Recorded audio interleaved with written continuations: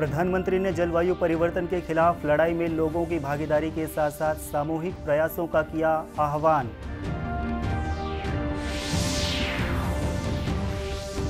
देश में पिछले 24 घंटे में 10,753 लोगों में कोविड संक्रमण की पुष्टि हुई है। प्रदेश में 209 नए मरीज।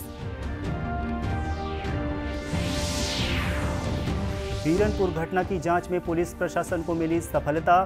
5 आरोपियों को किया गया गिरफ्तार।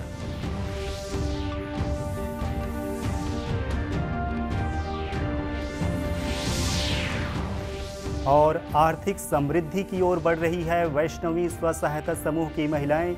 आजीविका मिशन योजना के तहत बढ़ने लगा है व्यापार।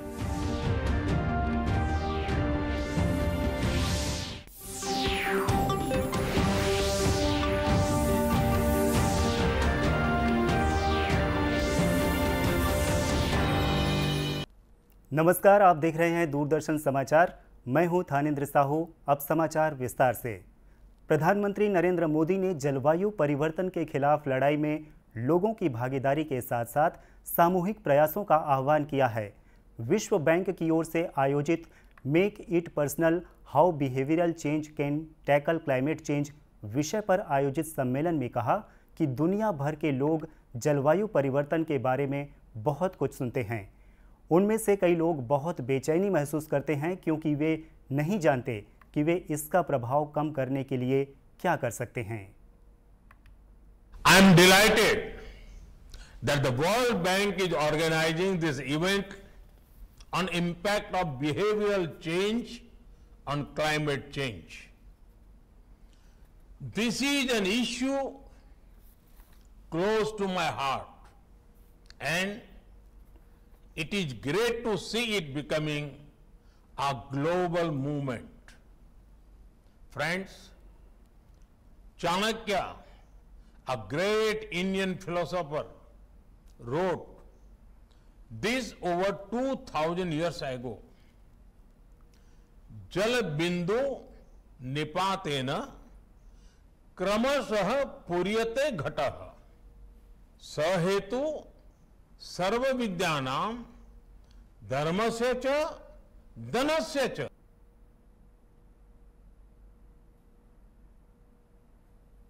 जलवायु परिवर्तन की समस्या का समाधान केवल चर्चाओं से नहीं होगा, बल्कि इसके लिए घर घर में व्यवहार परिवर्तन की आवश्यकता है। प्रधानमंत्री ने कहा कि जन आंदोलन और व्यवहार परिवर्तन के मामले में देशवासियों ने पिछले कुछ वर्षों में काफ़ी कुछ किया है। उन्होंने वैश्विक संस्थानों से अपील करते हुए कहा कि वे मिशन लाइफ जैसी व्यवहार जनित पहलुओं को अपनाने के लिए देशों को प्रोत्साहित करें। भारत की पहली महिला लोको पायलट सुरेखा यादव ने वंदे भारत एक्सप्रेस चलाकर एक नया इतिहास रच दिया है। भारत की ही नहीं बल्कि एशिया की भी पहली महिला लोको पायलट सुरेखा ने सोलापुर CSMT तक वंदे भारत एक्सप्रेस को चलाया है। सुरेखा यादव को उनकी उपलब्धियों के लिए उन्हें राज्य और राष्ट्रीय स्तर पर कई पुरस्कारों से भी नवाजा जा चुका है। 13 मार्च 2023 को वंदे भारत एक्सप्रेस चलाने के लिए उन्हें सम्मानित भी किया गया था। जिसे वंदे भारत एक्सप्रेस ट्रेन को सुरेखा यादव चला रही थी, वह सही समय पर सोलापुर से चली और 5 मिनट पहले ही CSMT पहुंच गई। प्रधानमंत्री नरेंद्र मोदी ने मन की बात कार्यक्रम में इसका जिक्र भी किया था, जिससे सुरेखा काफी अभिभूत हैं। और रेल मंत्री जी ने मुझे ये मौका दिया ये ट्रेन 18 वंदे भारत चलाने का, और धन्यवाद देती हूँ हमारे माननीय पंतप्रधान जी का कि उन्होंने ये वंदे भारत ट्रेन मुंबई में चलाई और वो सुनहरा मौका मुझे मिला ये ट्रेन चलाने का। मन की बात में जब उन्होंने सराहना की मेरी, तो मुझे बहुत बहुत अच्छा लगा कि ये जो मैंने 34 साल ये रेलवे में जो एक लोको पायलट का काम किया, फिर मोटरमैन का किया, फिर लोको पायलट मेल का काम किया, तो ये उपलब्धि जो प्राप्त हुई मुझे, जब उन्होंने बोला तो मुझे बहुत अच्छा लगा। मैं अपने शब्दों में बयान नहीं कर सकती कि मुझे कितनी खुशी हुई है। अपने माननीय पंतप्रधान जी ने सभी बेटियों के बारे में बहुत कुछ बोला, बेटियों को आगे बढ़ना है, और बहुत से उदाहरण बताए। PRC में जो मैडम ने किया वो भी बताया, तो ऐसे लोगों को प्रेरणा मिलती है और आगे चल के हम भी कुछ करना है, हमें भी इसमें थोड़ा सा योगदान देना है, ये कहीं ना कहीं लड़कियों के मन में आता है, सभी के मन में आता है। देश में पिछले 24 घंटे में 10,753 लोगों में कोविड संक्रमण की पुष्टि हुई है। इस दौरान लगभग 6,628 मरीज कोविड संक्रमण से मुक्त भी हुए हैं। देश में इस समय 53,720 मरीजों का कोविड उपचार चल रहा है और कोविड से स्वस्थ होने की दर 98.69% है। स्वास्थ्य मंत्रालय के अनुसार पिछले 24 घंटे में 397 लोगों को कोविड रोधी डोज दी गई है। इधर छत्तीसगढ़ में कोविड संक्रमित मरीजों की संख्या 1,395 तक पहुंच गई है। पिछले 24 घंटों में 1,517 सैंपलों की जांच में 209 मरीज संक्रमित पाए गए, जिनमें सबसे ज़्यादा मरीज दुर्ग जिले में 38, गरियाबंद में 29, बिलासपुर में 19 और रायपुर में 11 मरीज शामिल हैं। प्रदेश की औसत पॉजिटिविटी दर 13.78% पहुंच गई है। मुख्यमंत्री भूपेश बघेल ने कोरोना के बढ़ते मामले को लेकर बताया कि राज्य के मुख्य सचिव द्वारा कोरोना के संबंध में उच्च स्तरीय बैठक करते हुए आवश्यक तैयारियां कर ली गई हैं। निर्देश दे दिए गए हैं, अब उसे और कड़ाई से पालन करने की आवश्यकता है। बाहर से जो आ रहे हैं उसके भी टेस्टिंग वगैरह करने की आवश्यकता है, क्योंकि और जो भीड़ भाड़ इलाका है वहाँ जाने से जो प्रोटोकॉल है, कोई प्रोटोकॉल उसको सख्ती से लागू करने की आवश्यकता है, अन्यथा फिर से ज़्यादा तेजी से फैलने का डर है। वहीं कोरिया जिले में भी कोरोना ने एक बार फिर दस्तक देना शुरू कर दिया है। पॉजिटिव रिपोर्ट आने लगे हैं। कलेक्टर विनय कुमार लंघे ने स्वास्थ्य विभाग को आवश्यक तैयारियों के साथ अलर्ट रहने कहा है। बैकुंठपुर स्थित 100 बिस्तर कंचनपुर कोविड अस्पताल का कलेक्टर विनय कुमार लंघे और मुख्य चिकित्सा अधिकारी सहित अधिकारियों की टीम बनाकर मेडिकल उपकरण का निरीक्षण भी कर चुके हैं। सभी आवश्यक मेडिकल उपकरण को चालू हालत रखने, bed, medical oxygen cylinder, virology और लैब स्वास्थ्य कर्मियों को तैयार रखने कहा है। अगर मैं बात करूं तो हमने जनवरी में इसका मॉक ड्रिल किया था। वो रिसेंटली 2 दिन पहले भी हमने जो कोविड के संबंध में पूरे अपना जो भी हमारा स्वास्थ्य का अमला है इसके साथ मैंने मॉक ड्रिल किया था। तो अपने साथ ऐसे कोई इशू नहीं है, सारी तैयारी पूरी है। हमारे पास जो भी आवश्यक सामग्री चाहिए होती है कोविड के रोकथाम के लिए और प्लस हमारे मेडिसिन सब हमारे पास है। हमारे पास लैब भी एक्टिव है, तो ऐसा कोई इशू नहीं है और इसको नियंत्रण करने की पूरी स्थिति में है। राज्य के 6 जिलों में अब तक कोरोना संक्रमित मरीज की पुष्टि नहीं हुई है। राज्य सरकार की तैयारियां पूरी हो चुकी हैं। सभी जिले में जिला प्रशासन सहित स्वास्थ्य विभाग को अलर्ट रहने के निर्देश दिए हैं। बेमेतरा के बीरनपुर गांव में 2 समुदायों के बीच हुई झड़प बढ़ता गया और इस बीच 10 अप्रैल को गांव के एक मकान में आगजनी की घटना हुई थी। घटना की जांच करते हुए पुलिस प्रशासन ने 5 आरोपियों को गिरफ्तार किया है। पुलिस प्रशासन क्षेत्र में शांति व्यवस्था स्थापित करने लगातार सक्रिय भूमिका निभा रही है। अभी भी पुलिस बल तैनात किए गए हैं और अफवाह फैलाने वाले और सांप्रदायिकता को बढ़ाने वालों को निगरानी रखी जा रही है। हुआ इसमें 5 आरोपी को गिरफ्तार किया गया है और इनको 436 आईपीसी में गिरफ्तार किया गया।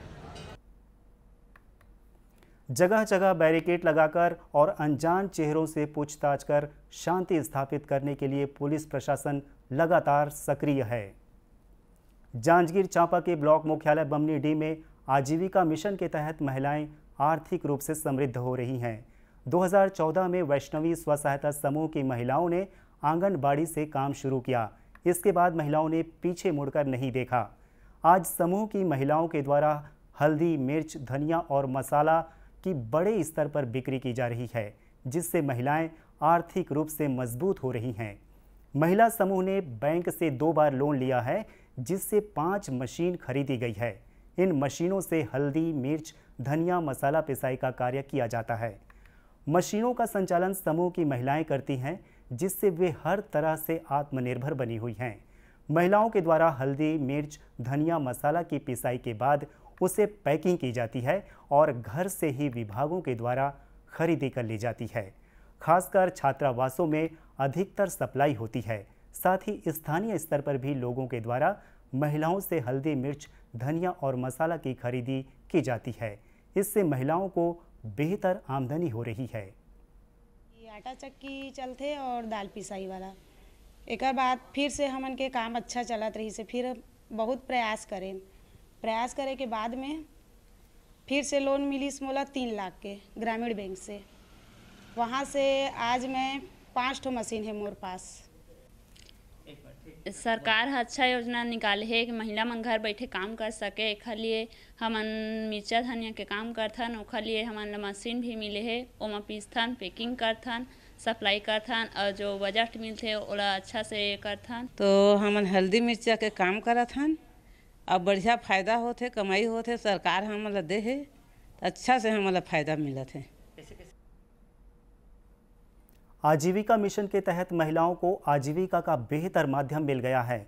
समूह की 10 महिलाएं अपने स्किल्स का बेहतर उपयोग करके लगातार इस तरह का काम कर रही हैं, जिससे ग्रामीण क्षेत्र की महिलाओं की आमदनी बढ़ने से अन्य महिलाओं का उत्साह भी बढ़ा है।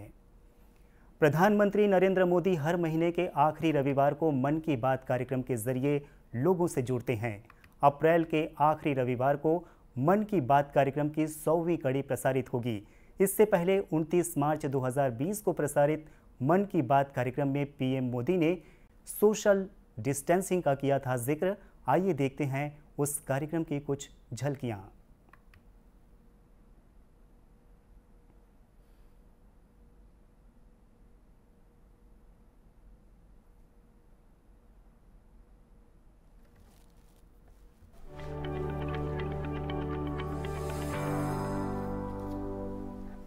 कोरोना वायरस से लड़ने का सबसे कारगर तरीका सोशल डिस्टेंसिंग है, लेकिन हमें ये समझना होगा कि सोशल डिस्टेंसिंग का मतलब सोशल इंटरेक्शन को खत्म करना नहीं है। वास्तव में यह समय अपने सभी पुराने सामाजिक रिश्तों में नई जान फूंकने का है, उन रिश्तों को तरोताजा करने का है। एक प्रकार से यह समय हमें यह भी बताता है कि सोशल डिस्टेंसिंग बढ़ाओ और इमोशनल डिस्टेंस घटाओ।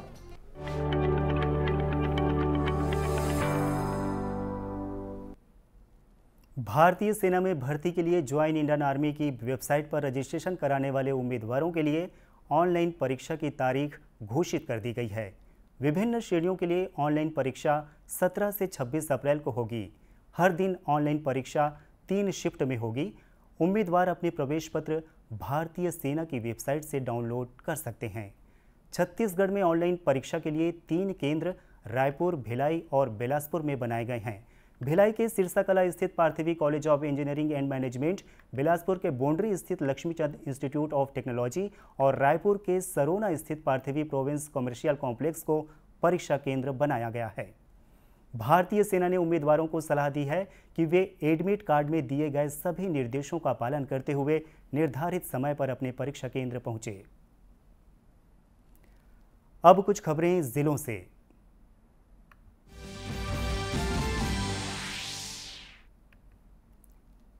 सक्ती जिले के डबरा ब्लॉक के कुसमुल गांव में अंबेडकर जयंती और सतनाम भवन का भूमि पूजन किया गया, जिसमें मुख्य अतिथि के रूप में चंद्रपुर विधायक राम कुमार यादव शामिल हुए। इस मौके पर विधायक ने कहा कि बाबा साहेब ने संविधान के आधार पर गरीब, मजदूर, सर्वजाति, सर्वहारा लोगों को एक कानून के आधार पर संविधान दिया है और हमें इसी रास्ते पर चलना है। भारतीय जनता पार्टी के राष्ट्रीय उपाध्यक्ष और पूर्व मुख्यमंत्री डॉक्टर रमन सिंह 2 दिवसीय बस्तर प्रवास पर हैं। जगदलपुर के अग्रसेन भवन में आयोजित समरसता दिवस कार्यक्रम में शामिल हुए और अनुसूचित जाति वर्ग के समाज सेवियों और वरिष्ठों का सम्मान किया। रमजान माह का आज 23वां रोजा है। रोजा इफ्तार का सिलसिला भी जोर शोर से जारी है। दिन भर के रोजे के बाद बड़ी तादाद में लोग इफ्तार के लिए मस्जिद पहुंच रहे हैं। भिलाई के सेक्टर 6 स्थित जामा मस्जिद में इंतजामिया कमेटी द्वारा रोजेदारों की बड़ी संख्या में आमद को देखते हुए इफ्तार और नमाज के लिए व्यापक तौर पर इंतजाम किए गए हैं, जहां रोजेदार एक साथ बैठकर रोजा इफ्तार में शामिल हुए। इसी कड़ी में राजनांदगांव जिले के मुस्लिम जमात खाना में आयोजित इफ्तार दावत में कौमी एकता की झलक दिखाई दी। सिख समाज के सरदार कुलबीर सिंह छाबड़ा ने रमज़ान के मौके पर रोज़ा इफ्तार पार्टी का आयोजन किया, जहां पर सर्व समाज के प्रतिनिधि पहुंचे। श्री छाबड़ा ने स्वयं अपने हाथों से रोज़ेदारों को इफ्तार परोसा और खुद रोज़ेदारों के साथ बैठकर इफ्तार किया। इसी के साथ समाचार बुलेटिन समाप्त हुआ। नमस्कार।